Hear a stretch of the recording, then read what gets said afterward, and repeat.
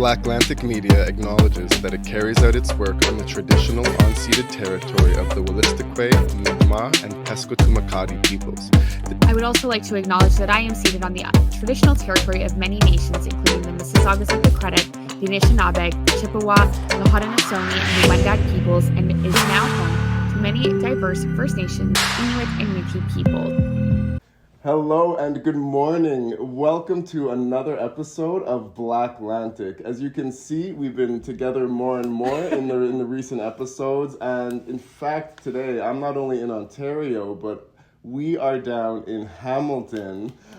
Super excited to interview Matthew Green, Member of Parliament, Hamilton. Gunner, born and raised, in your own words, from a few minutes ago, and member of the NDP for the Parliament of Canada.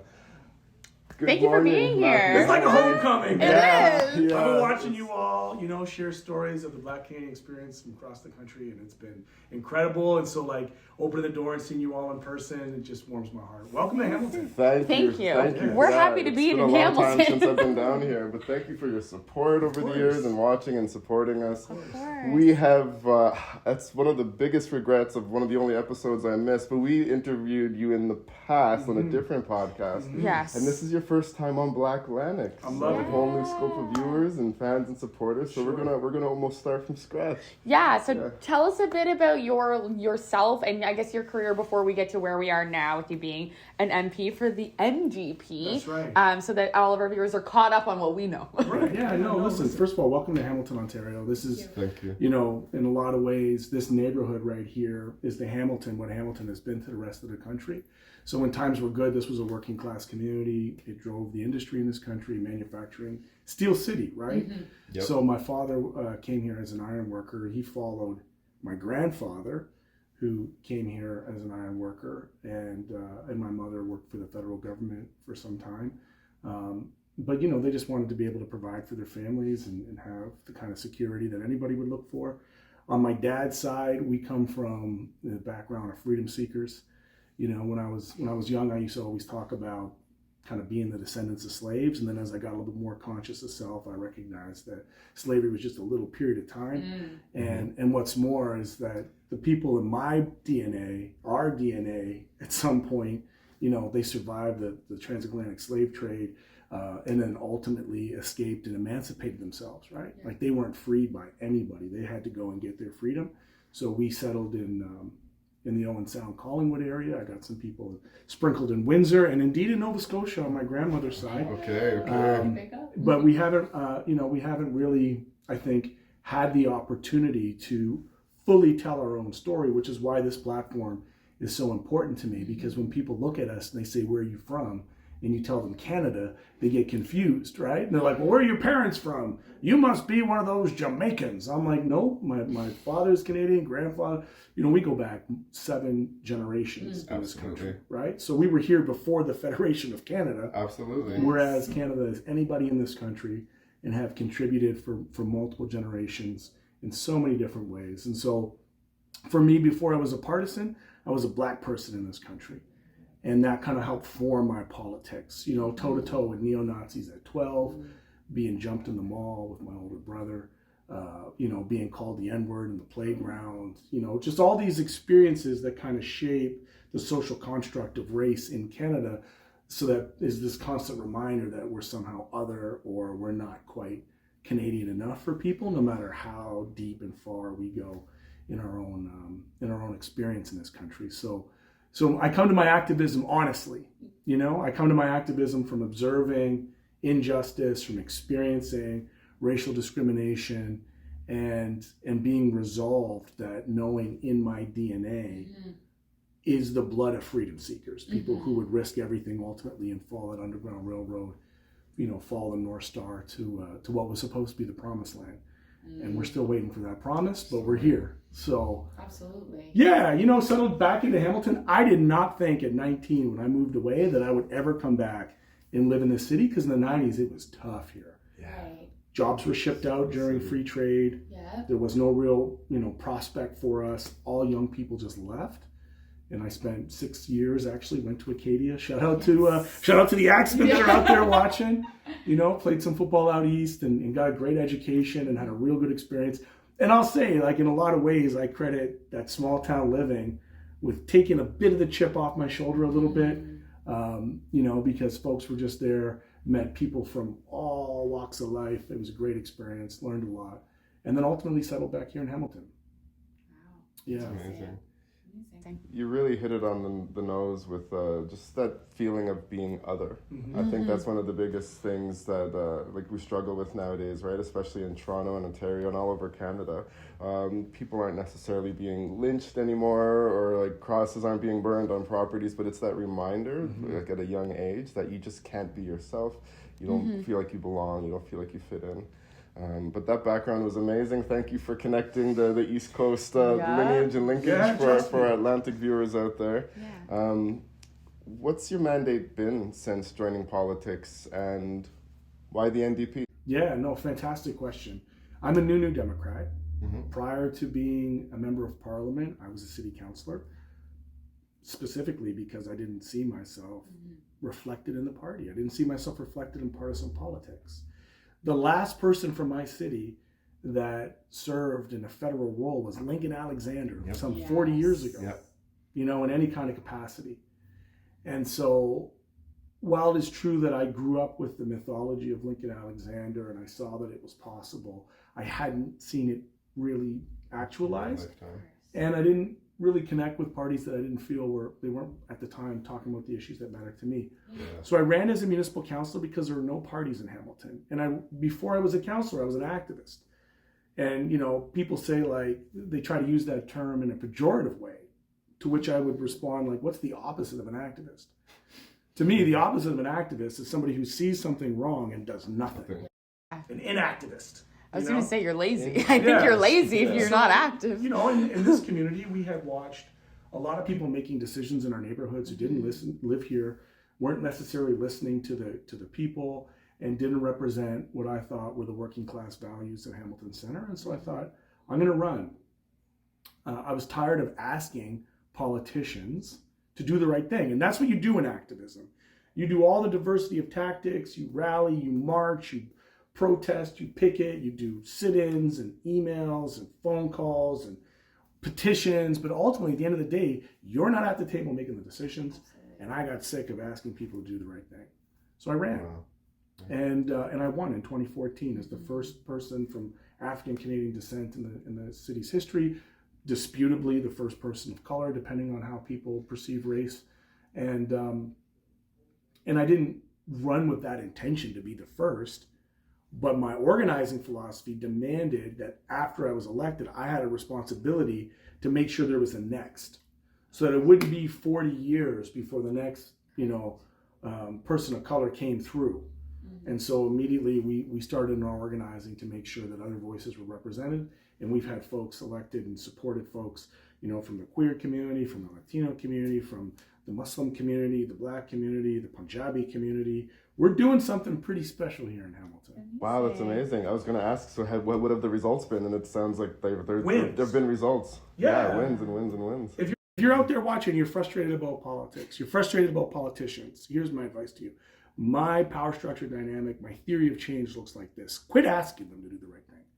If you're in your community and you don't see somebody who shares your values, the bad news is you don't have a candidate. The good news is you're the candidate. The good news is I've been in all of these spaces, and I think we're brought up to believe that politics is somebody else's business. It's for somebody else. It's something that happens external to us, right? That we just participate in every 4 years. And I'm here to tell you that's not true. These are regular people that you can't outwork. And electoralism, in my theory of change, is the only way to get the kind of legislative and policy work that ultimately help improve the material conditions for people. So my anti-racism work looks like housing, looks like food programs, looks like great jobs with benefits and pensions. My anti-racism looks like ensuring that our rights are upheld at every step along the way, from school boards to cities to the province to ultimately the federal government, in every facet of public and private life. your anti-racism is equality and equality for all. Correct. And it's a praxis. So it's not the thin veneer of liberal identity politics, Yes. which speaks the language of justice and says, look at the accomplishments of this individual people. I often, and I'm sure you guys get this too, well, there's no racism. Look at how successful you are. There's no barriers. Oh my gosh. But Look at how successful you are. they don't see the other 90% or 95, 99% living in a much tougher socioeconomic situation. That and the statistic that we have to work 5 times harder than white people just to get to where we are. So like we're successful, but how much work did we all have to do to even get to be in this room having this conversation? Sure. But we have had that, and it's always fun to hear the similar stories from like across the country. Like, you know, there's a black family in every neighborhood. There's one or two, right? But this is the mythology of liberalism. Yeah. Which says the individual success is indicative of a community success. When we know that is absolutely not true. So, in my opinion, having a black chief of police means nothing if we still have racial profiling, use of force, murders like we just witnessed, another one of a mental health distress, I think, in Durham area or in Peel area. You know, having a black CEO doesn't matter if we don't have living wages for black workers. Having black people on boards, none of that matters. I'd keep your representative politics and your identity politics aside, because unless it is resulting in outcomes that reduce the structural barriers for people, that's not real work. Tokenism doesn't work if it's just one person not effectuating change. I want to touch on something, and veer a bit off script, because we talked briefly about, you know, if you're not seeing the candidate be the candidate, what would you say, like, how would you say the scope has changed in terms of that representation through the various like levels of politics from when you started as a city councillor to now? Yeah, it's hard.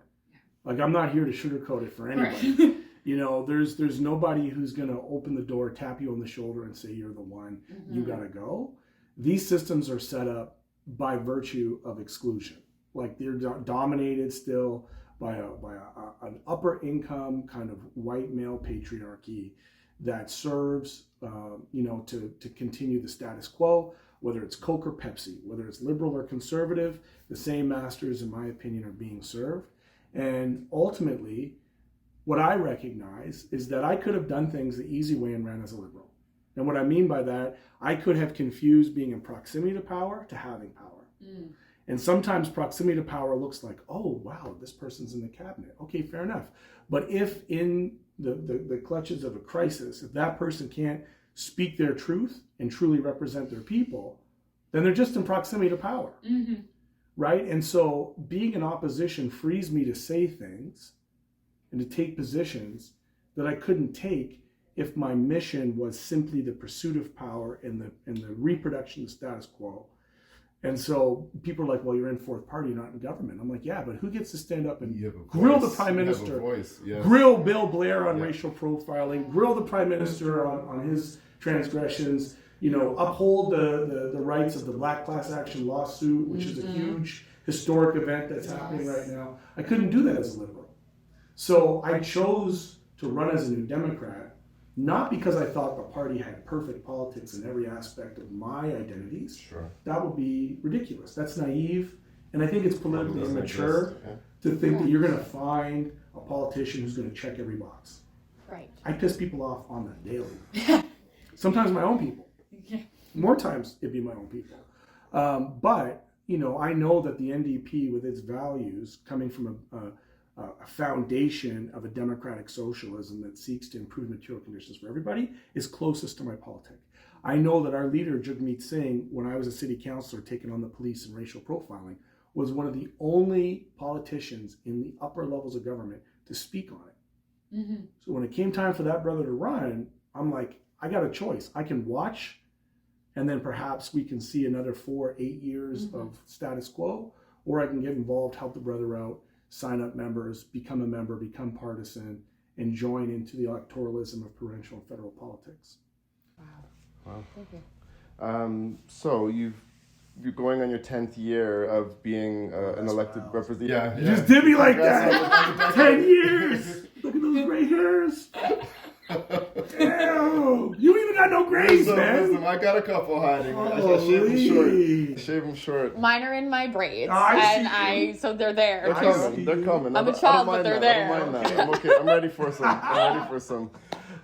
In your experience as a city councillor and now MP, in dealing with some of the issues you've been dealing with, like racially, environmental, socioeconomic, and just basically Canadian politics, it's constantly a fight to just move the bar in the direction we want it in, and then there's other people that are going to push back. Are you seeing the bar move in the way that you want? And I know that could be a complex question to answer, but no, it's not. Canadian politics. How are we doing with moving the bar in the right way? It's probably the most important question. And I think one of the things that give me wisdom in terms of like looking at the whole picture, politics pushes you to think about the next election cycle only. Politics is, in the Western context, is super short-term thinking. But I come from a background, I used to do, strength and conditioning, and I would tell people, if it took you 25 years to put that weight on, it's going to take you some time to take it off. It's going to ultimately change in behavior takes time, right?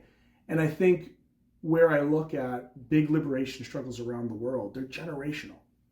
And so the project that I'm on, it is a 10 plus year project, right? And I kind of reset the clock once I became federal, because when I was municipal, I never thought I'd get into federal politics. I thought maybe one day I'd run for mayor. I liked it because it was super on the ground. You see a problem, fix a problem. You are government. You have very local power to do local things. But I also recognized that I was putting, bandages on a gunshot wound of bad provincial and federal policy. Mm-hmm. So when it came to things like housing, I could take 100 calls a day from people who are being evicted. And I'm telling you, right now, the crisis is so real across the country. Every city thinks it's their own city, and every city thinks that it's the city's fault. That this is a crisis of capitalism. Absolutely. Yeah. And so when you look at the crisis of capitalism and you see people capitalizing on our basic necessities of life, driven strictly by a profit motive, where you have BlackRock and all these massive, Vanguard, all these big companies coming in, real estate income trusts and pension funds, just buying up housing and then jacking the price up. Mm-hmm. It's by design, right? And so I recognized that I had to go to another level of political intervention, federal government, which is the only government that has the ability to take on the challenges that I identified in 2013. So in 2013, when I started running for that 2014 election, I had 3 policy platforms: climate change, housing, and what I call fair economies, right? Fair economies, the adequate distribution of wealth to those who actually create it, which is workers and the working class. And, it is a long game. And so I tell the people that are in my caucus, my seatmates, Sister Leah Gazan, Lori Idlau, Blake, Jenny, the racialized folks in our caucus, I'm like, look, if you're not talking about these issues, nobody in this place will be talking about it. That I know to be true. For sure. If our voices that bring a critical perspective of race and economics and gender diversity to the House of Commons, if they're not present, they will not be addressed.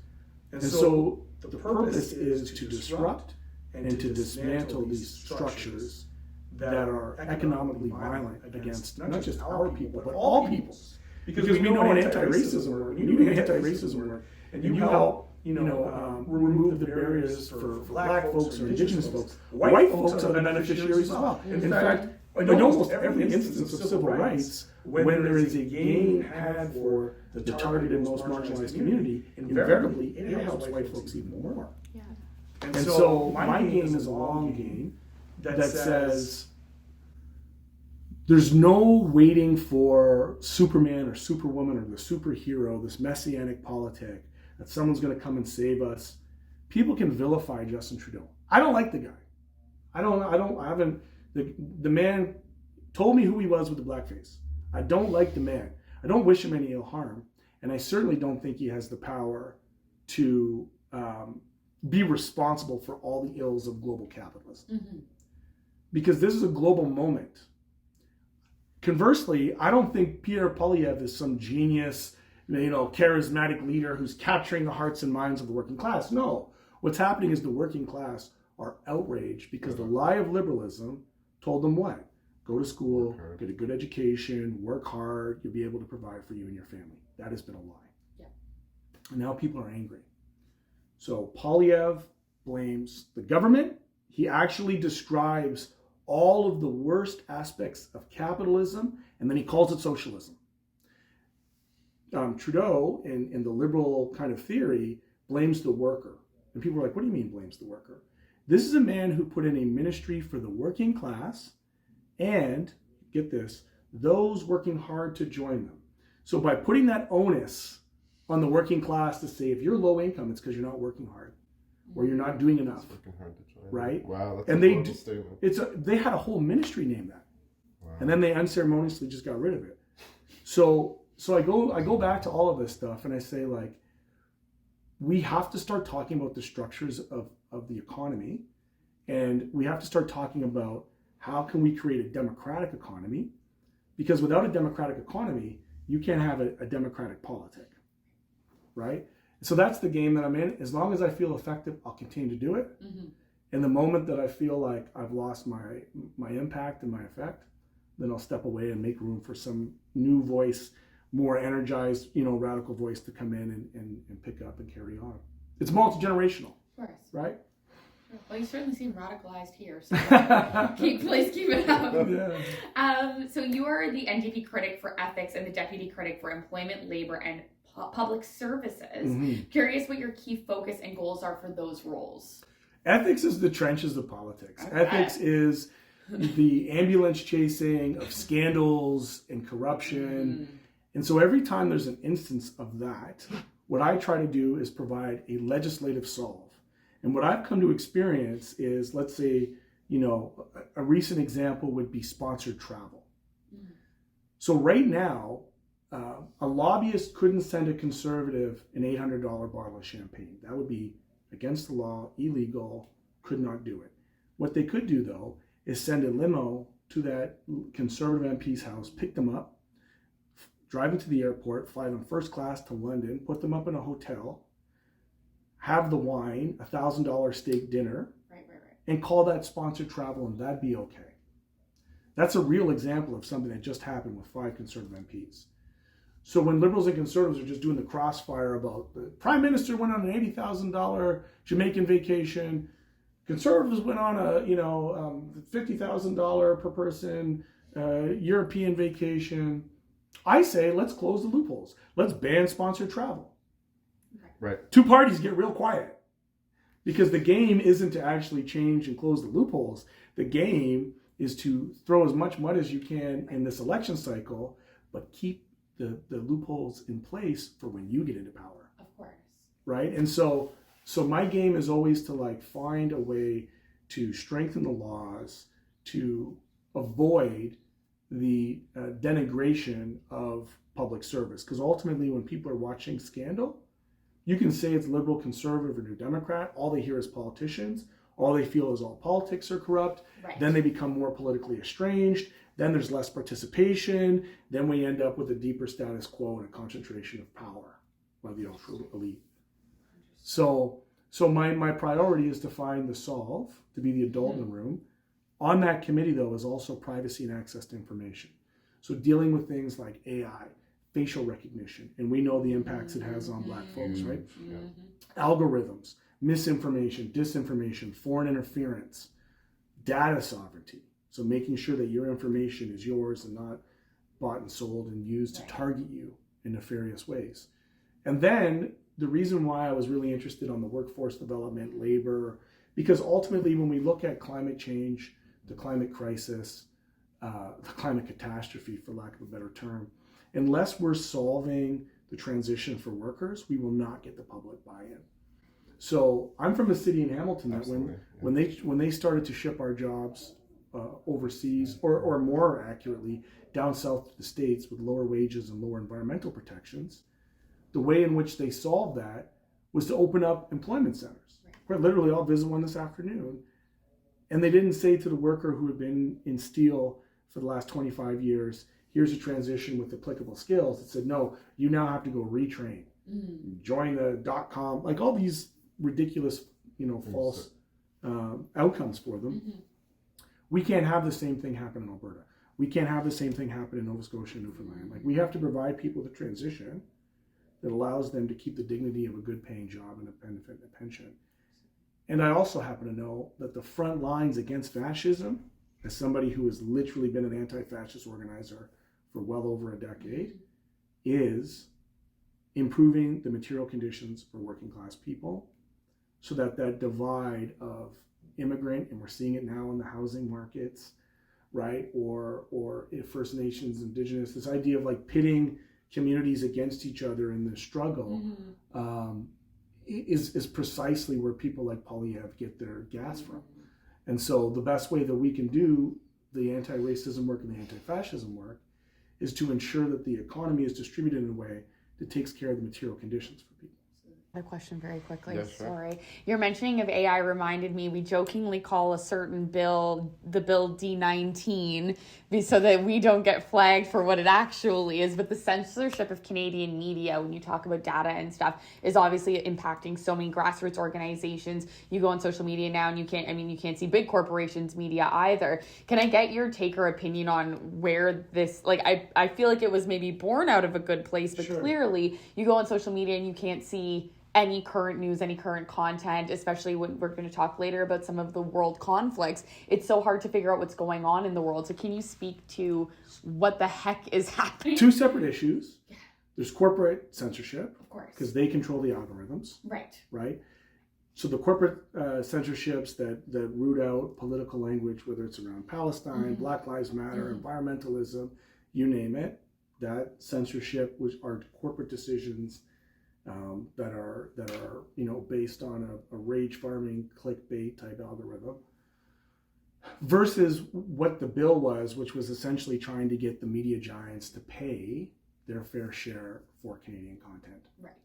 And so when the corporations decide that their response to their business model is to no longer post links and pay the attribution accordingly, people intuitively think it is the result of the government, and they're not giving the attribution to the Facebooks, I'm still going to call it Twitter because That's fucking fine. Elon Musk. Yeah. You know what I mean? Put that in caps, Yeah, yes. put it in full caps. Yeah.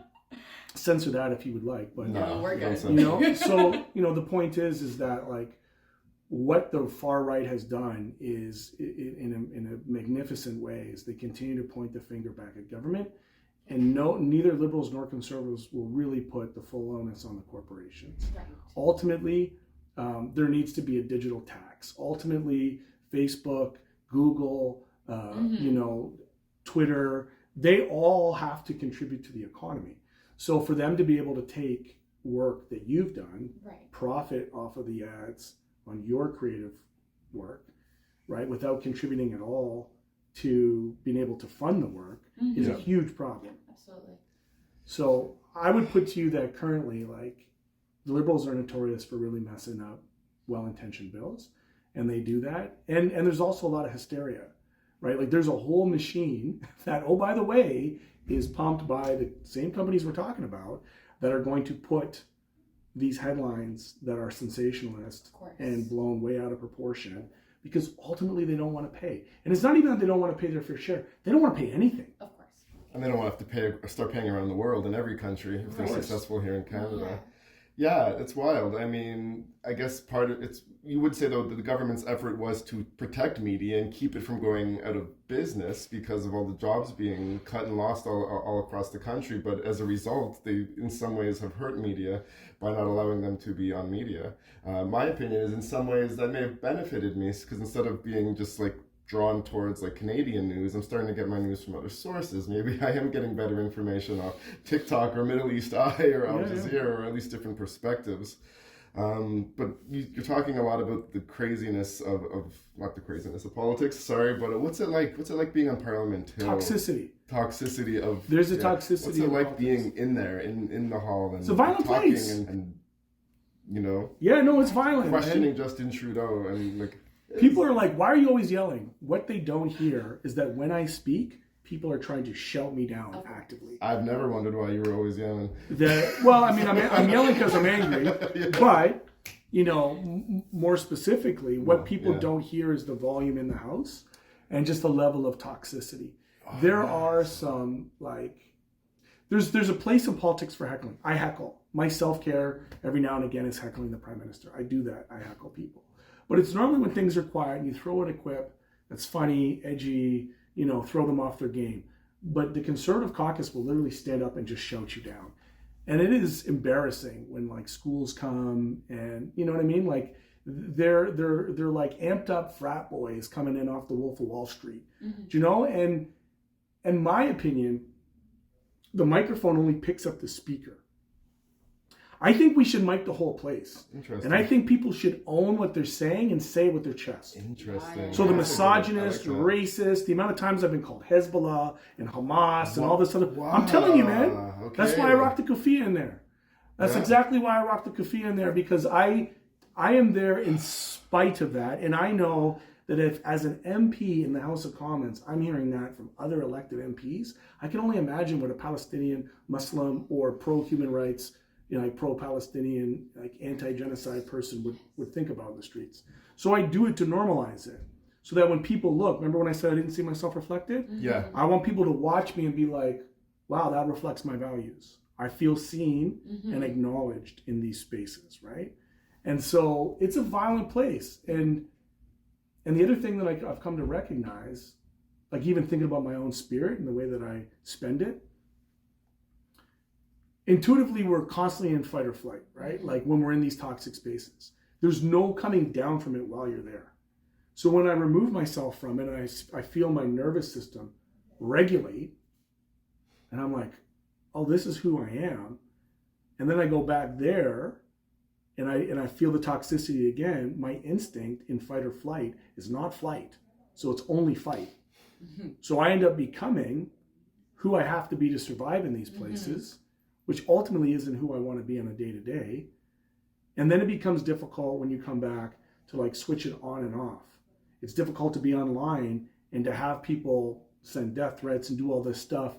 And then ultimately when someone sends you a comment and you snipe back in a way that's like not even, I mean, it's pretty tame, and they clutch their pearls. They're like, how dare you talk to me that way? I'm like, fam, you opened up by calling me an asshole. Yeah.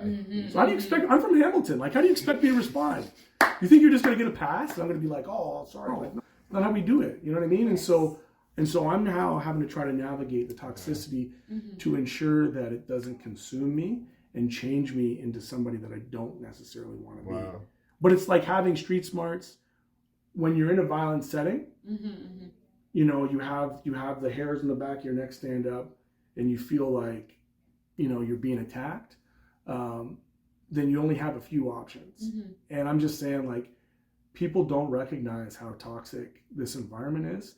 And we have a right-wing populism that is fueling political violence. You know? I'm glad I asked. Like that, yeah, I didn't realize that. Like, I'll give you an example. Saying anything, yelling anything. I'll even put race aside. I'm just going to talk about straight, like, right-wing rage. Yeah. I visited a guy in Bowmanville.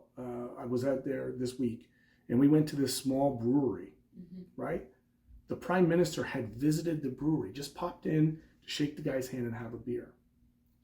When he left, and it got on those right-wing rage channels, the Discords, the Reddits, 4chan, whatever the hell these guys are doing, whatever cesspool they're in, this guy, just a regular white business owner, he got bombarded with flooded with death threats, flooded with vitriol. And for the first time, he was like, I think the man was actually a conservative. I mean, but he was like, I don't understand where this is going. Where's this coming from? And I'm like, welcome. Yeah. You know what I mean? Yeah. Like, I'm here to tell you that it's wrong, and I'm here to tell you that it's happening all the time to all different types of people. And this is where that is leading to a very dark place of political violence. So we have a responsibility as elected people to watch the discourse and to be clear about exactly where the dog whistles are, where the bullhorns are, and call it out. People are going to get hurt. Wow. Yeah. Somebody threatens me, I believe it. You know what I mean? I'm from a background. If somebody tells me they're going to do me and my family harm, I have a responsibility to believe them. Of course. And I hate that mentality though. Like, how dare you respond to my attacking you? How dare you comment? Well, I'll say in fairness, that's a form of supremacy right there. It often comes from the left. Like, that's the irony. This that one doesn't surprise me. Yeah, man. Like, I'm telling you, it often comes from the left the hardest, where, you know, book club communists and other people are like, oh, you're not this, you're not that, well, this and that. And I'm like, I didn't make this system of white supremacy. Not my responsibility to dismantle it. You know, go collect your own people. I'm not one of them. So we recently had the pleasure of being in person interviewing George Eliot Clark. Yes. It is the autobiography of Howard D. McRae, black icon, black scientist, black activist, I think. So those three in an order. It's in the title. Yes. And so obviously he named the NDP party. Sure. He was a member of parliament. Yes. And what resonated with me, so when we interviewed him, I was about halfway through the book. And I've since finished the book. And what really resonated with me is there's still, in that book, I would say, you know, we're talking 30, 40 years ago at certain points, there's still a conflict between Gaza and Israel. We're still talking about the environmental crisis. We're still talking about a lack of representation for Black people, BIPOC people, issues around Indigenous communities, what they're suffering in reserves, you know, stereotypes of alcoholism. And I'm so curious about where, if at all, we've progressed. And I know we were sort of talking about moving the bar, but when you have someone who literally named this party 30 years ago, and we are now here sitting in 2024, and I'm reading this book, and I'm like, so has anything really changed? What can you say to that? Arguably, it's gotten worse. I mean, I'm just being real. And I think things are actually going to get worse from here. However, so I'm not naive, but I'm still hopeful. It's important that we hold on to hope, because we can't let that go. And that doesn't look like toxic positivity where we pretend everything's okay. When liberals stand up and pretend like, you know, we've never had it so good, and they quote all of these job factors, what they're not saying is that one good job now has been replaced with 3 precarious ones. So when they're talking about job creation, they're not talking about good work creation. And that's a big difference. And I think what we're seeing is the last gasps of an empire. And the global order is shifting away from this kind of US, European-backed hegemonic power to more multipolarity. And in the dying of that empire comes great violence. Economic violence, military violence, anything that can be done to continue to extract the most amount for the fewest people possible. And so on the other side of the collapse of this kind of liberal capitalism, in my opinion, we're going to see a reaction, which is the right-wing populism. And in any historical reflection, we would know that liberalism precedes a fascism. From the other side of that, I think what is possible is an honest and true discussion around what a democratic economy might look like, what a real democratic economy. Because right now, the mythology that we're indoctrinated in is that capitalism is the default economy of democracy. It couldn't be the furthest from the truth. Absolutely. Just because somebody has access to capital doesn't make them meritorious of having greater wealth. You know, when I was a small business owner and I was trying to get loans and stuff, and being redlined out of communities and not being able to buy my own building because the bank said, well, what happens if you go out of business? And I said to them, well, what happens if everybody who has a deposit here comes in and withdraws it today? Could you cover it? No, because it's fractional reserve banking. I'm borrowing money into existence. Well, you know, when you look at the economy now, I think going back to this, where this rage comes from, people are rightly upset because they've been lied to. What we have an opportunity to do is provide a compelling alternative for a more caring, compassionate Canada. One that redistributes the wealth to those who create the wealth. And the example that I use on that is a very simple example. Tomorrow I'm going to speak with the Hamilton building trades. And I'm going to go into the building trades where arguably people like Pierre Poilievre and this kind of pickup truck working class persona is assumed to mean right wing. And I'm going to remind them that 10 years ago, a master carpenter or a carpenter's average salary would be about $42 an hour, and they would build a house. And that house would be about $300,000 10 to 15 years ago. Okay? Fast forward to now, their average salary is $49 an hour. It's gone up $7 an hour. That same house is now $750,000. The carpenter builds the value. The carpenter creates the wealth, but they don't capture it. Right. That surplus value of their labor goes to who? The banking class, the real estate class, right? People who don't swing a hammer and don't actually build the wealth. And so these discussions that we're having with people, I've yet to have somebody refute that and be like, no, the bank should get more money on that house, right? So workers recognize that their value is being exploited for people who are parasitic. Bay Street, people who sit at home and collect dividends and don't actually work for their money, and yet workers who get taxed on their income are up against, the parasitic class who doesn't get taxed on their capital. And so this is the economic theory that we have to introduce to people, so that we have an economy where, imagine an economy where workers own the value of their production. I'm not talking about like state centralized communism where the government runs everything. That's not what I'm suggesting. But in a market socialism, worker co-ops could look like, instead of Hamilton Specialty Bar being sold to Bain Capital, Mitt Romney's company, and then being liquidated for scrap. This was a company that built a really high quality steel for 100 years with like hundreds of employees and multiple generations. Instead of that being allowed to happen, imagine if those workers were able to buy the factory and keep it going. Right. And then the profits go back into their material conditions, right? Like that's the kind of economic revolution that is possible, that creates a fairness in the economy, that motivates people to build and create again. We don't have that right now. Yeah, I mean, that's, in theory, that sounds amazing. And I guess the proper checks and balances would have to be put into place where in a situation like that, no one did rise to power and just repeat the same capitalistic structure due to our human greed. Well, yeah, I mean, if it's constituted in a way that's actually democratic, then that can happen, because the workers would be making the decision. And even in much lesser extents, where you're talking about more of reforming the system, I believe that every board, right, every corporate board should have at least 50% of the workers representing them. That's a good solution. So that people's futures aren't gambled away simply for the short-term gain of paying CEO bonuses, executive bonuses, dividends, and share buybacks, which is what's happening now. Yeah. It's a crapshoot. Yeah. And so again, all of that to say, as soon as we can pierce this idea that it's Coke or Pepsi and actually show that the status quo doesn't have to be, and that there could be a new, more compelling and compassionate world, right? That's where I draw my hope from. Until that moment, we're going to suffer. But at that moment, I believe there's a generation who's waking up to the bullshit. Yeah. That's amazing. There's so many things I want to comment on and ask about regarding some of the things you just said, but we have just under 10 minutes left and about 2 more questions. Sure. If that's okay. Yeah. You've been very vocal about the Gaza-Israel conflict, and by the time this airs, you'll have been an integral part in launching a consultation to the Nakba bill. Can you tell the viewers and listeners more about this? Yeah. So I view this moment in history as a pivotal moment, an inflection point, a moral compass. When I was growing up and I was trying to find out about myself, I would read about the civil rights, I'd read about slavery, I'd read about South Africa, and I would try to gain, solace that things could change and that people can ultimately fight for and win their own liberation.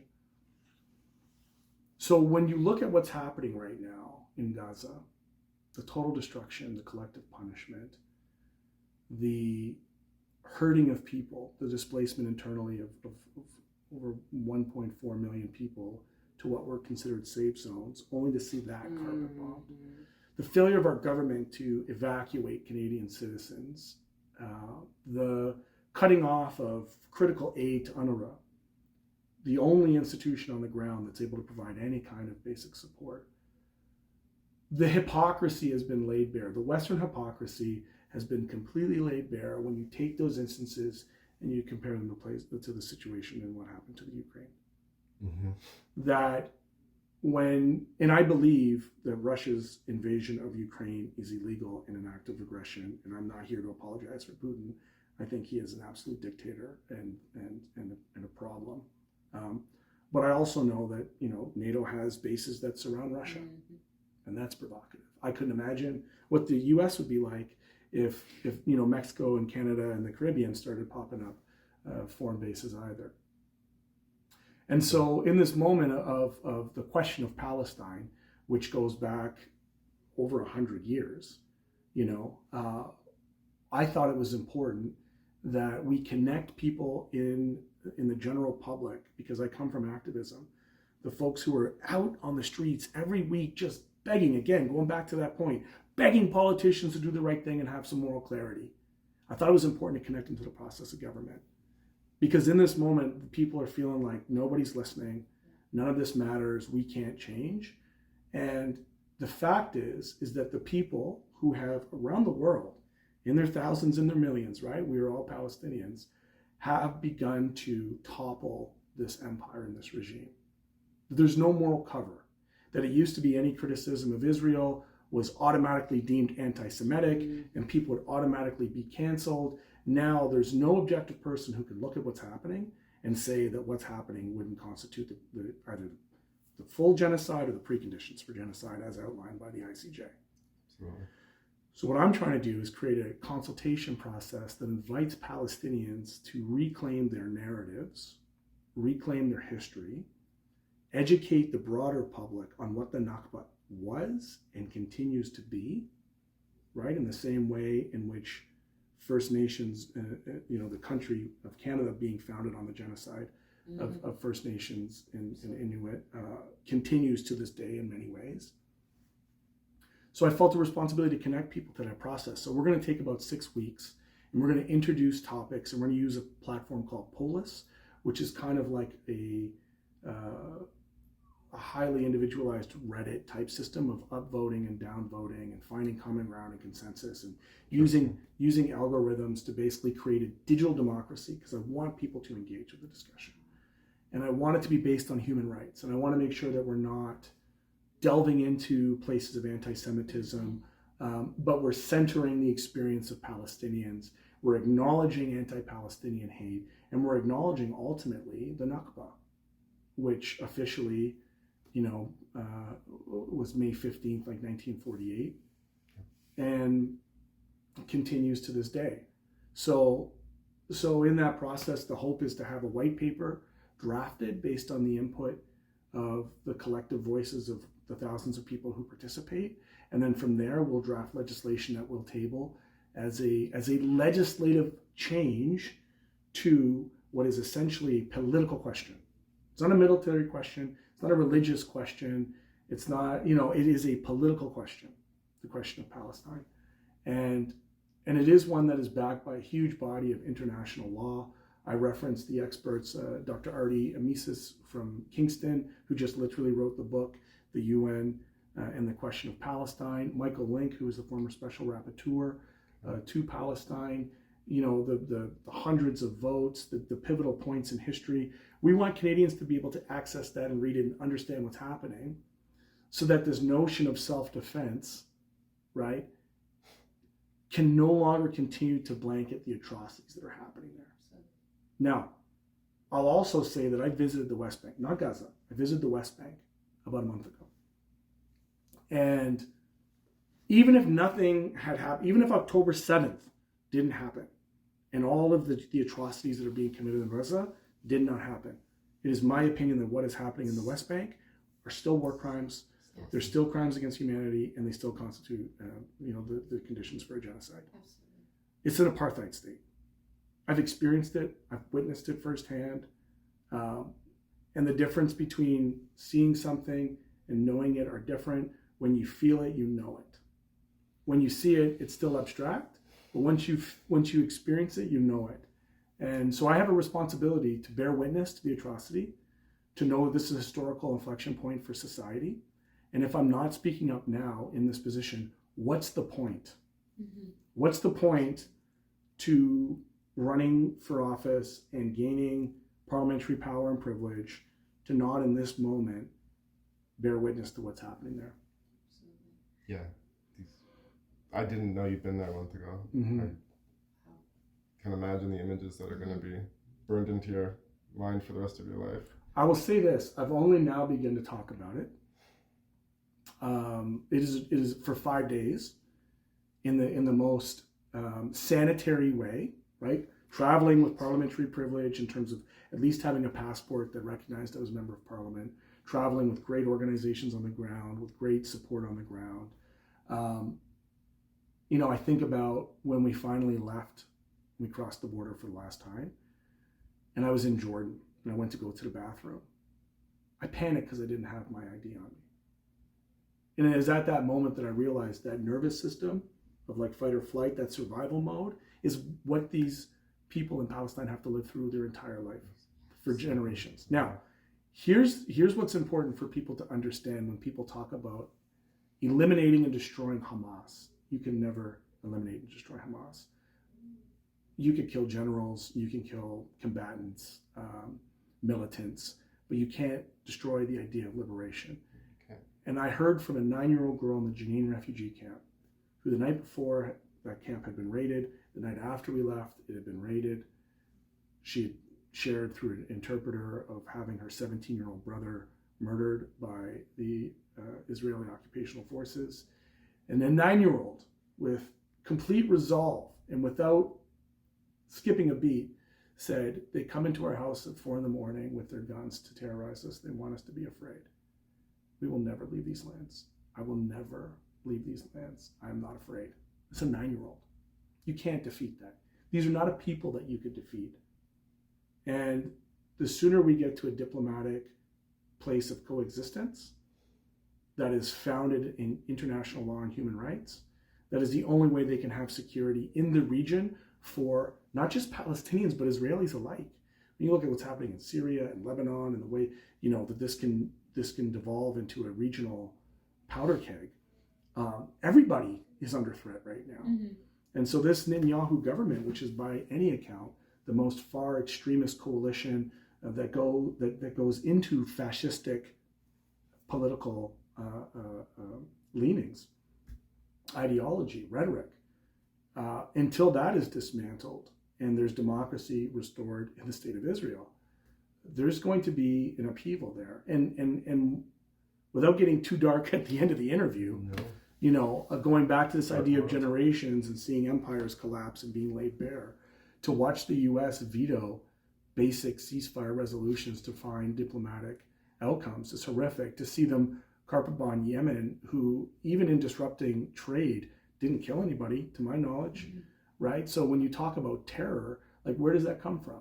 From a pirate boat or from a F-35? From a rock and a stone, or from carpet bombing civilian populations. So this is what we're reckoned with. And we have a moral responsibility to stand up and speak out against it. I think we have a little bit of time just for one last question, which will hopefully bring it a little bit upward, sure. I'm not actually sure. We just got to keep it real. I don't know, man. I appreciate that. I can tell people what they want to hehear, but at the end of the day, I just got to tell them what was on my heart, No, of course. The hope is that good people are standing up. And, you look at the South African case, and absolutely, it's huge. So there is hope. There's hope.